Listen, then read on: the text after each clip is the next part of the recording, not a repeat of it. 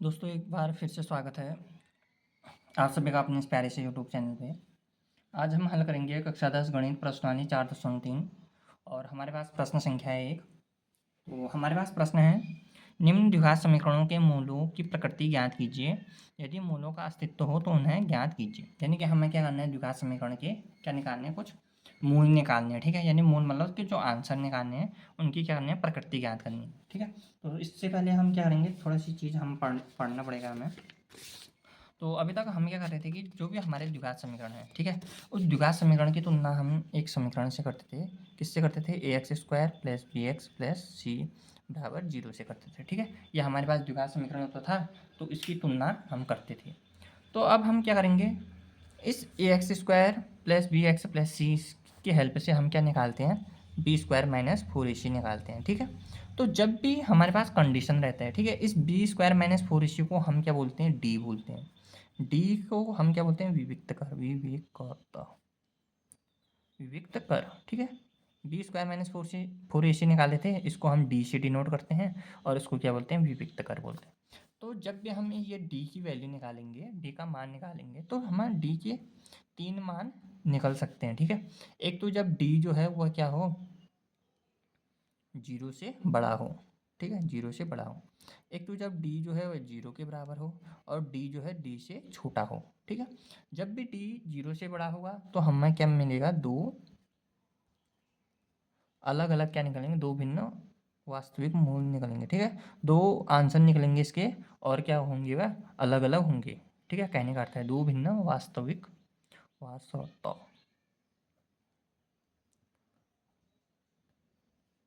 दो भिन्न वास्तविक मूल। ठीक है, दो भिन्न वास्तविक मूल निकलेंगे। कहने का अर्थ हमारे पास दो आंसर आएंगे और दोनों आंसर क्या होंगे, अलग अलग होंगे।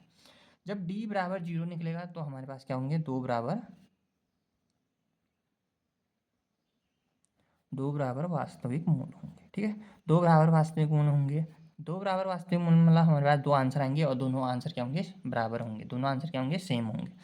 जब ये क्या आएगा, <<0 आएगा, तो हमारे पास क्या आएगा, कोई वास्तविक मूल, यानी कि हमारे पास कोई भी आंसर नहीं आएगा, कोई वास्तविक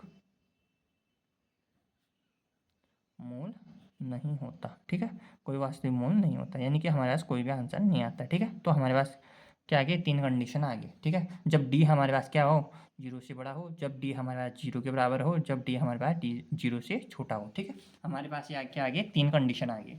अब हम इसकी सहायता से इसको हल करते हैं। ठीक है, तो सबसे पहले हल करेंगे, तो यहाँ पर यह दिया गया है समीकरण, तो दिया गया समीकरण हमारे पास कितना है, 2x² - 3x + 5 बराबर 0। ठीक है, ये हमारे पास क्या आ गया, द्विघात समीकरण आ गया। अब हमने द्विघात समीकरण की तुलना द्विघात समीकरण की तुलना तो द्विघात समीकरण की तुलना किससे करते हैं, x² + bx + c बराबर 0 से करने पर जब हम इससे तुलना करेंगे तो हमारे पास a बराबर x² के आगे यहाँ a है, यहाँ x² के आगे कितना है, 2 है। b के आगे, सॉरी, x के आगे b है, यहाँ x के आगे कितना है, 3 है, या हम बोलते हैं कि ऋण 3 है। ठीक है, ऋण 3 है। c की यहाँ पर कितना आ गया, 5। ठीक है, तो ये हमारे पास पहले हम इतना आ गया। अब हम क्या निकालेंगे, यहाँ पर विविक्त कर निकालते हैं। विविक्त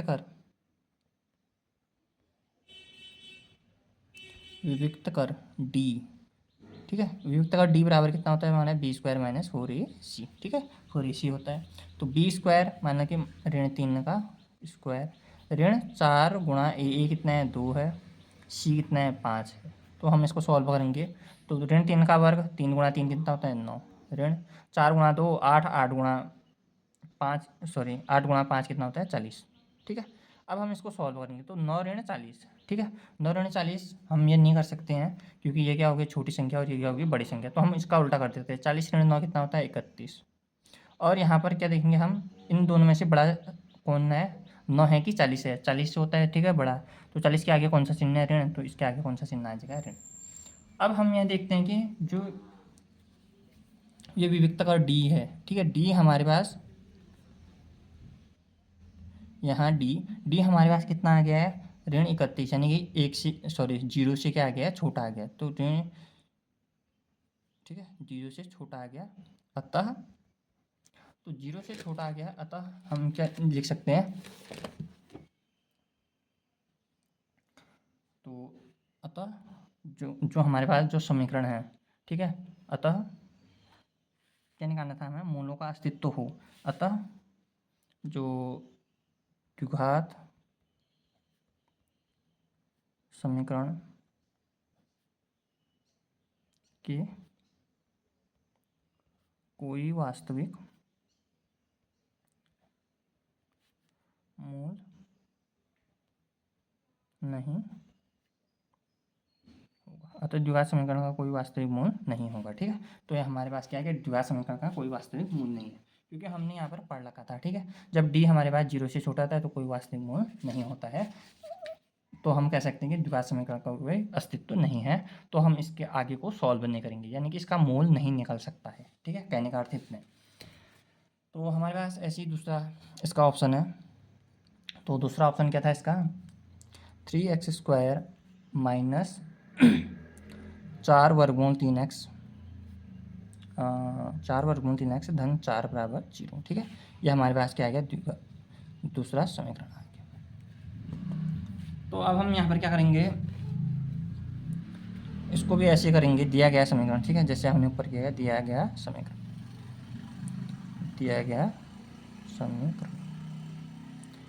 समीकरण हमारे पास कितना है यहाँ पर, 3x² माइनस 4 वर्गमूल 3x धन 4 बराबर 0, ठीक है, ये हमारे पास दिया गया समीकरण है। तो हम क्या करते हैं, द्विघात समीकरण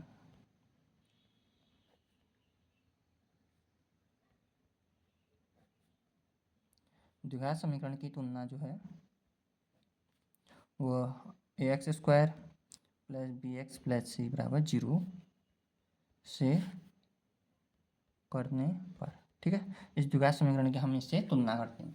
जब हम इससे तुलना करेंगे तो हम क्या देखते हैं, यहाँ x² के आगे a है, यहाँ x² के आगे क्या है 3, तो a बराबर 3, ऐसी b के आगे, यहाँ x के आगे b है, यहाँ x के आगे कितना है ऋण 4 वर्गमूल 3, तो c के आगे यहाँ पर क्या आ गया 4, तो c क्योंकि यहाँ पर 4 है, ठीक है, तो ये हमारे पास इतना आ गया।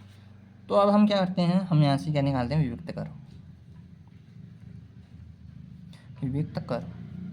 तो विभक्त कर d बराबर हमारे पास कितना आ गया, b² माइनस 4ac, तो b कितना है हमारे ऋण 4 वर्गमूल 3 का वर्ग, ऐसी 4 गुणा a कितना है 3 और c कितना आ गया हमारे पास 4, तो 4 का वर्ग कितना होता है 16 हो जाएगा, और ये वर्गमूल 3 का वर्ग कितना होता है 3, चलो मैं अलग अलग करके, ठीक है, वर्गमूल 3 का वर्ग 3 हो जाएगा, जब इसको ऋण 4 गुणा 4 16 गुणा 3 कितना होता है 16 गुणा 3, ठीक है, यहाँ भी ऐसे आ गया 4 गुणा 4 16, तो 16 गुणा 3, क्योंकि दोनों बराबर हैं तो 0 आ जाएगा, या तो आप इसको एक स्टेप आगे कर सकते हो, ठीक है, 16 गुणा 3 कितना हो गया 48, तो 48 गुणा 48 बराबर 0, ठीक है, तो विभक्त कर हमारे पास कितना आ गया d बराबर 0, अतः d बराबर 0, तो हमारे पास क्या आ गया, जब भी d बराबर 0 होता है तो समीकरण, अतः समीकरण के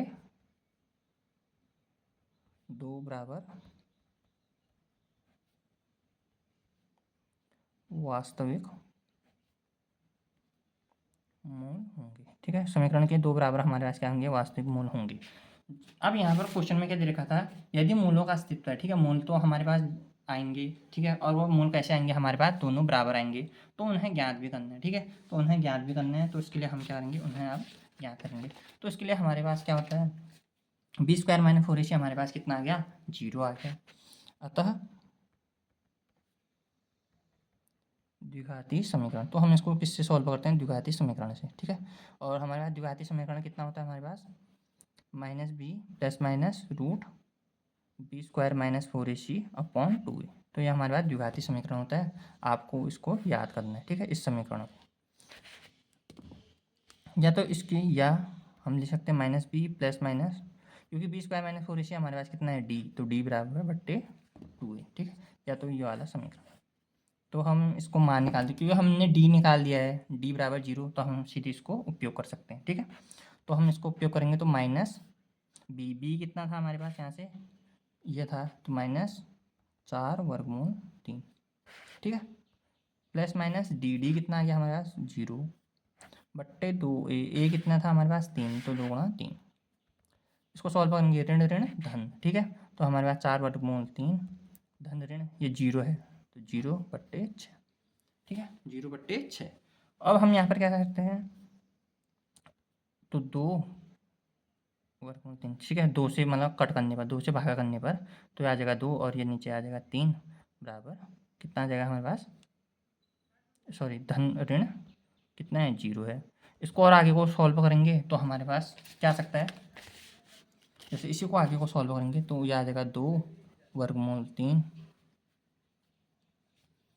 धन ऋण 0 है, धन ऋण 0/3, ठीक है। या तो हम इसमें क्या करेंगे, धन 0 करेंगे या ऋण 0 करेंगे तो हमारा उत्तर भी उतना ही आएगा।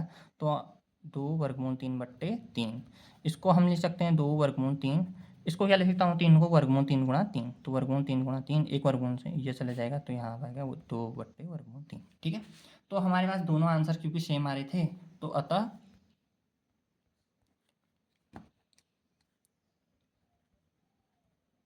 द्विघात समीकरण